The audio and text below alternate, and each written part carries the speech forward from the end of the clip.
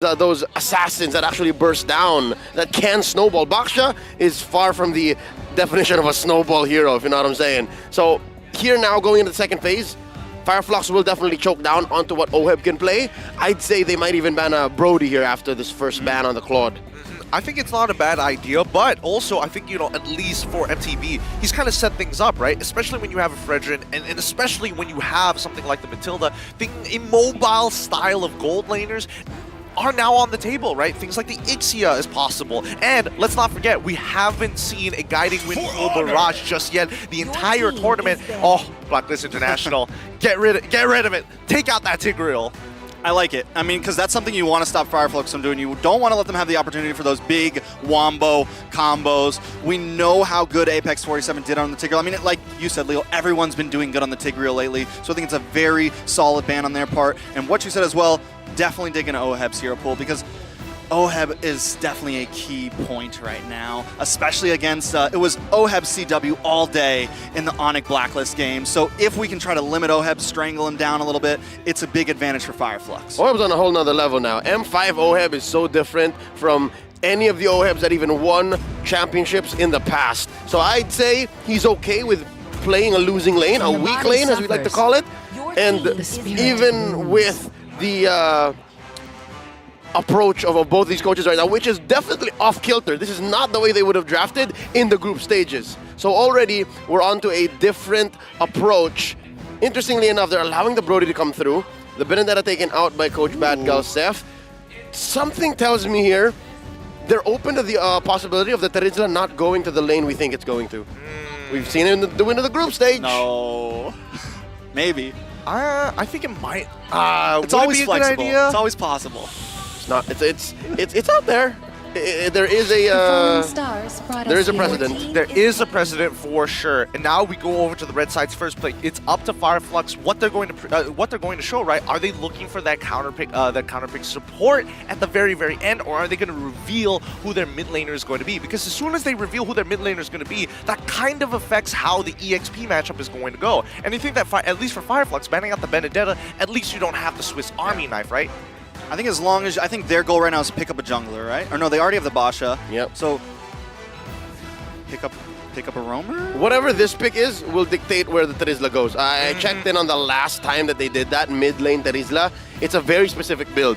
They needed an Angela, they needed a Lapu Lapu. So this pick right here, for Fireflux will dictate it. All right. I am the power of Oh, light. good choice. Good choice. At least now with the Kaja, Blacklist can't necessarily walk up and disrespect them, right? Yeah. They can look for the big punish. And better yet, it still begs the question, who exactly is going into the EXP lane? It doesn't compromise it just yet. But I think this confirms it. If you do put the Terizla in mid here, there's not enough magic damage. There's not enough coverage for Fireflux to get away with it. So what you do here is, if you're Blacklist, if it indeed is a mid lane Terizla, you build a Dreadnought armor, you build a pair of pants, Bob's your uncle. Bob's your uncle. Bob's your uncle. You're fine. That's his actual name. Bar for bar. Bob is my uncle. What do you mean? His full name's Robert, though, but, we go way back. Looking at Blacklist this time around, what's OHEB going to be playing? There's the carry, shredding through the big T and the big B on the other side. And, of course, an old favorite going to the XP lane. There's Agent Zero's Edith, able to catch even the most agile of Fanny's midair. This one's interesting. It feels like, at least for the side of Blacklist International, let's start off a little slow here, right? Let's test the waters a little bit. This doesn't look like a lineup that can necessarily go hyper aggressive, but at the very least, there's some clear key points that they want to fill. They want to make sure that the laners have a good time. If it's smothering, that's totally okay, but more so, OHEB needs to walk out of there alive, 0 deaths. Okay! Oh! First time pick. Blue Nox is going to get locked in. It shreds. I mean, it's reasonable, right? You can Brilliance out. You have some defensive there. Something to maybe shred down the Fredrin. The Edith. If she tries to get set up. I mean, there's definitely some possibility for it. And it also can be, yes, it has late game shred, but it can also bring some early game aggression. I've seen it on plenty of mid laners. So it could fit Rose's playstyle very well. Break this down for me, Leo. What are we expecting for this upcoming game? When it comes down to damage, Fireflux Impunity has it in spades, and they have damage coverage. That's something that I was noting prior to this Lunox pickup, but now looking at the HP-based damage that they can deal, forget about it. Edward, Sensui, they have to choose their engagements. As for Blacklist, I have to agree with you, gentlemen, my bespectacled buddies. The fact that both of these lineups have a clear path forward, I give an advantage to Blacklist because they've done this several times. They are masters of choosing their pace and slowing it down up until their cores are ready. And when I say cores, I'm not just looking at carry, I'm not just looking at OHEB, even Yue. You can expect Yue to start whatever that is, that second skill on Valentina, that's gonna hurt. It's gonna hurt a lot as we get into our very first game in this best of 5 to kick things off. It's Blacklist International on the blue side up against Flux Esports on the red side. All right, looks like they're already being a little bit aggressive. Renny J might get cut off here, a little bit too deep. Can they catch him? Alien gonna try to come help out. There it is. 1, 2, he dodges, but no, Apex still picks up the kill. Well, at least while all of this is happening, Edward, well, I can't say it was much of a win. He got a bit of gold off the plating and made sure that at least 2 of the minions were gone. So it's going to be a little slow for Alien to actually scale up in this lane matchup. All right, to be fair, it was the Hitman who was crossing the river. He did try to check for a sneaky orange. You see what's up? Oh, is this okay? And apparently, Flux was all the more sure to protect Tienzi, and they came in with punitive justice. Now, looking at how else we can bounce back from this, if you're Flux, you just go as fast, and luckily you are faster on the rotation. Again, the Fredrin doesn't walk as quickly as the Baksh can roll out, but for a Blacklist though, the fact that that kind of action happened in the XP lane means OHEB is still on schedule. Okay. At the very least, he's pulling attention away from one of the bigger win cons here as we start looking at what they're bringing to the table. I'm seeing, okay, CDR. I'm seeing it right away. Wilderness Blessing as well. All right. Looks pretty good. A little bit of damage on a TNZ. Nothing super crazy going to happen here. We still have about 10 seconds for the turtle, and neither teams want to blow their load just yet. They got to hold on. They got to hold on. They got to wait for that climactic moment at the very end. But it's still, we do need a little bit of time, right? Because so far, the fact that we do see that Apex 47 was able to take the kill, it's not like a majority of the goal fell into the right hands anyways, right? Yep. But it does push him closer to 4. Yep. Edward taking the Express over to Tienzi there. Gonna try to zone away, Yue there as well. I'm excited to see how Rosa plays out on this Lunox. Hitting level 4, there goes the penalty zone. Rosa gonna dash in as well. Sensui able to take the turtle though. Alien causing a little bit of damage. Renny J gonna knock them all up, but they should be able to disengage here. Blacklist gonna escape with a win there. All right, so they are sending out OHEB to go hit double lanes. Usually you see a Claude doing this because, again, he has the agility, he has the battlefield mobility, but here it's more of a build of, it's a slow build for the carry. He knows that he can't win against the Bruno because you're winning range, you're winning dueling as a Bruno on Sunshine. So safe to say Blacks International, specifically OHEB, is looking for his breaks every now and then. So far, Renegades' job right now is to just draw a line between Flux and his cores. Flux and OHEB and Yue. So as long as Yue and OHEB aren't dying, Flux have to pick up the pace, have to force something from Black. Well, speaking of which, I mean, so far, like, considering the motions across the map and the early items that we are seeing, right, it's only a very slight lead coming in from the side of Sensui, but it's an important lead to have over TNZ, because the last time they met, he could barely walk up to contest, and now things are a little different. Now you have 2 spearheads instead of just waiting to scale for 1. Look at the rotations from Sunshine as well. He's like ready. He thinks if a fight's gonna happen, I wanna be somewhere close to the mid lane. Now, this could cost him a little bit. It's gonna put some pressure onto his lane, but now Sensui, in the midst of 2, should be able to get away from this. Renny J there as well, gonna be able to guide him to safety. Yep, pulls him out. Something to note about Sunshine now, rotating out as just as much as OHEB. The reason why OHEB can do this is because they have a Matilda. They have the guiding wind, so it's less of a travel for the carry. And look, you see that? It's a game of inches for Blacklist. For Flux, it's full committal. This Kaja is very much offensively orientated, while the Matilda can do both. Yeah, he's farming double lanes here, and he's not losing a single one. Usually for teams without a Matilda, or at the very least having Wilderness Blessing, right? You do end up losing maybe 1, sometimes 2, depending on the management overall, and that's a very small loss if you're taking 2 waves, but if you're maximizing, making 0 loss, it's just all profit. All right, Turtle Dose coming up right now. Renny J gonna get that Circling Eagle on Apex 47. Edward trying to keep Alien at bay as well. TNZ charging up, rolling against the wall. I like the pacing. Black also not going to try to rush this, though. OHEB winning in the bot lane. 1v1. That's going to be bad for Sunshine. Now Fireflux know they need to claim something here. They've lost something down in the gold lane. There goes the penalty zone. Tienzi able to take the turtle. Terrify on Apex 47. Renny J wants to keep his eyes on him. Tienzi on the run. Rosa doing a little bit of damage. Apex 47 is trying to get out alive, but he's going to get pulled back with his own skill, and that is a kill for the Hitman. Beautiful stuff coming in from Blacklist International, right? We saw the punishes that they were looking for. Unfortunately, didn't get the turtle, but a solo kill down by the gold lane has their win con already activated at this point. I wish I saw the intricacies, the nitty-gritty of what happened down bottom. To have been a fly on that wall, but just the same, it's Oheb you're talking about here. He's able to make apple juice out of lemons, right? When life gives you lemons. But this might be the story right here. Maybe before the kill, he was 300, 400 ahead. But now, oh dear Lord, he has the corrosion sight on his way to a DHS, and even boots and a casual jerkin, why not? That might make the difference here. I think the jerkin may have been there when he won the 1v1. That may have made a difference, and again, allowed for him to forward flicker. That's something I know as well.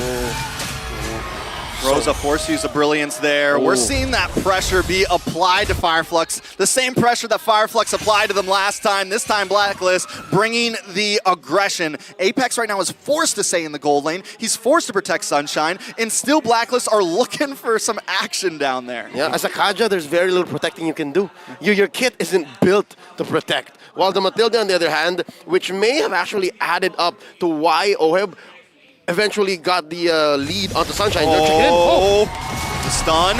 Apex able to dash away. Oheb with the speedy light wheel just unloading. But wait, the backup's here. The Hitman ready to strike with the guiding eagle. The circling eagle. Oheb takes tower. Fireflux just wants to try to get him away from him. Blacklist got what they came for. I'm telling you, Blacklist, they're trying to pour gasoline on a very, very small fire. And for now, it might not be enough because Fireflux, they want to take it slow. Everybody's, whoa! Oh, I don't know if he wanted to start that, though. Rosa is going to dash in, though. With a little bit of damage on Oheb. Edward, okay, ready to back up and re-engage. Fireflux, I don't know if they want to take those fights right now. Oh, you see the release control, the discipline in Agent Zero. He could have flickered on forward, spent a bit of his kit, confirmed the kill, but no, they know he knows his team needs his CC flicker just to secure this turtle. All right, Renny J locking on to Rosa there. Tienzi able to come in. Apex 47 takes a turtle, but he is going to get suppressed. Wait a second. Rosa in a little bit of trouble as well. Rosa going to get pulled back in. Apex 47 knocked up, taken down. Rosa might be next on the chopping block. Sensu able to get the taunt. The brilliance comes out. Now Fireflux on the run. They got to get out of town. Blacklist leading the game right now. Oh, from what looked like a great play coming in for Apex 47, lucky that he got it. Rosa ends up losing his flicker, and that's not something that you want to see, right? Again, you can definitely see the idea of what the play was supposed to be, but unfortunately, that's just a big battle spell gone for the next neutral. And so far, Blacklist International will keep up with the pace. Luckily, a minute and a half is when the Lord comes up, so Rosa should be ready. But the question is Rosa ready? That's just a call. That's a clock of destiny on their way to a Durance, if I'm not mistaken. It should be fine. Durance or a Genius Wand. One or the other. I think it's not there yet. I'd like to say they're fine in the sense that if they don't fight. But if Blacklist pick it up, and again, that small fire, pouring fuel upon fuel, gallon on gallon, it should speed up to the point where when this first Lord comes up, it should be all black. I mean, let's see whether or not it's going to. As Edward, he's going to face check this. I think he's going to be totally fine here, right? I don't think Fireflux Esports really want to commit too many resources onto Edward unless they're concerned about his primal wrath. But half the time that they are on this side of the map, they are usually the ones getting pushed out. But notice, bottom side, right? The tier 2's under threat as the mid lane gets cleared up. They got it. Traded out for top lane tier 1. Good trade for Blacklist there. 2.6K gold lead now. A lot of you see it all the time with the top teams. They're willing to bring the fight even when they are at a deficit, and I think this is a point where Fireflux is going to start hitting some of those spikes. Sunshine just got in the Berserker's Fury. We were talking about some of Rosa's build actually out-golding UA right now. So is Fireflux going to still try to bring that with Lord coming up? If they are, this is the time to do it. Something tells me they can't afford to do that because long lane has been severely damaged. Yeah. If I read the situation correctly, that last minion actually popped the Holy Shield. pre-12 minutes, turrets have shields. It's already popped. So they have to deal with that lane the old-fashioned way. And now... Oh, nice flicker on 4 members, but he gets knocked up in return. Alien getting low. Vasensui gets a ton. Oh. Brock knock him down. Tianzi's getting shredded. Oheb just taking him down and takes the flight. Zooming over just to find Alien as well. They're going to move on to the Lord now, and Fireflux back into their corner. That's what you like to see. If you are indecisive, do I start recalling? Do I walk away from this? Is this a good or is this a bad situation? Blacklist will collapse on you, and that's what we saw with Alien after TNZ ends up dying. He didn't know. Should I go back in? I could heal off the wave, but at the same time, I could lose my life. And Blacklist, I'm just flickering for this.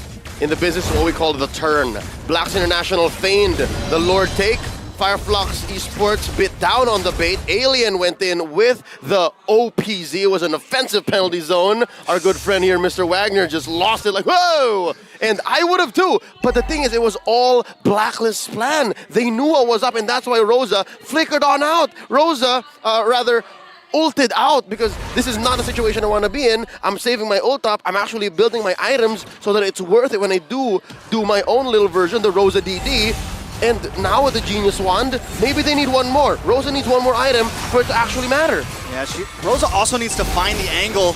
We saw Edward already pick up the shield. I'm having a total mind blank right now. The Athena shield. Yeah, Athena's yeah. shield. The shield of Athena. So, the shield of Athena, exactly. Athena's personal shield. That's right. So Rosa can't damage him right now, and he can't find an angle onto Oheb. Oheb's just tight inside of that little box. He knows exactly when he needs to pop the speedy light wheel. He knows exactly when he needs to engage, and Rosa just has no way in. Nor a way out. Given the Hitman, they have a way out. Yeah, it's very much all in, right? You're looking for the small synergies of Apex 47 and Rosa kind of working together, but at the same time, let's not forget about the high ground defense that Fireflux actually have, right? Especially when it comes down to chunking down Lords. At this stage of the game, Rosa, he's looking over at Sunshine, he's like, don't worry, I got this. Yeah, and I think when you're down like this, about 5k at about 12 minutes, with an item build that I'd say rivals your lane mate, again, save for the Sensui and Tianzi situation, that's a huge gap. You're fine. Fireflux Esports, the kind of lineup that they have, especially when you're looking at the high ground defense, this is what I like to call a low committal wave clearing lineup. You have dudes like the Bruno that can actually just basic attack, and most minions take just 2 hits tops, given your full build. You also have the Lunox, which is just able to, like, you know, spend their kit, able to clear wave after wave, even a Lord if you want to underneath your base. So it's fine. Fireflux have that going for them. Now, their main weakness, especially if Blacklist do crack into an inhibitor or 2, is they're going to be trapped inside their own base. And now what does this lineup from Fireflux Esports have that works inside the base? Actually, to be fair, very little. It's just the penalty zone. You still want to play in bushes. You still want to find angles so that Apex 47's kit and approach actually becomes important. It becomes an X factor, because if you see the Kaja coming, then all the more, especially if you're Blacklist, you can just pull him out with the guiding winds. Exactly. And I think that's why it's just the characteristics of both the compositions. We're expecting Fireflux to eventually scale up, but in terms of the engagement, they only really have 2 big options, and Blacklist International are just going to continue. They're great at team fighting, right? Getting in and out of it, and especially since none of them have taken Purifies, they were straight up flickers, they're looking to punish mistakes such as being out of position, engaging too hard, being too far forward compared to maintaining some good battle lines between your front and back. All right, so it looks like they're going to hang out in that bot lane right now. Maybe try to clear things up, give up this Lord, but at least they know, like, if we can survive this Lord push and we try to get a little more macro on the map, we can try to win for the long haul. And I think that's what the Turkish said. You know, we have okay defense, we're fine. It's very low committal, costs us very few resources to actually do this. Something to note as well, the reason why they didn't even think of contesting, the reason why they said, you know what, we'll just take it in the base, this is just Lord number 2 anyways, is they have low vision. This lineup needs Apex to actually move between bushes and, again, maybe even sacrifice themselves just so that Sunshine and Rosa know where to go. Even for TNZ, it's not as easy. No, they can't do that, right? Because again, if they send TNZ in there, they don't have the retribution. If they send their Kaja in there, they're not going to have that divine judgment for the pick. So you can see why Fireflux just would rather turtle. Okay, sacrifice bot inhibitor, totally fine. We can deal with this, but let's fight now. All right, Lord has broken through, but Blacklist wants to stay around the mid side. Oh, Apex 47 instantly shattered. Sent to the Netherrealm there. Blacklist breaking down all inhibitors. Luckily, Sunshine is able to get rid of the Lord there. Sensui trying to hold the front side. Takes down Alien. Oheb picks up the kill though. Rosa gonna be next. Pops out the Brilliance. Able to just get away. But Yue doesn't want to let it happen. Into the backside. And now TNZ against the ropes as well. Blacklist gonna clean up in game number 1. GG, well played. That's game number 1, falling into the hands of Blacklist International. And my God, UA taking that penalty zone to jump at Rosa. I'm telling you, that almost looked personal. Already, Blacklist to a great start. Their first game win against Flux in all of M5. Already in that last fight, you saw how difficult it was for Flux to see where people were. That's why it was so easy for you to say, you know what? I sense the fear. I'm gonna come in, penalty zone onto you,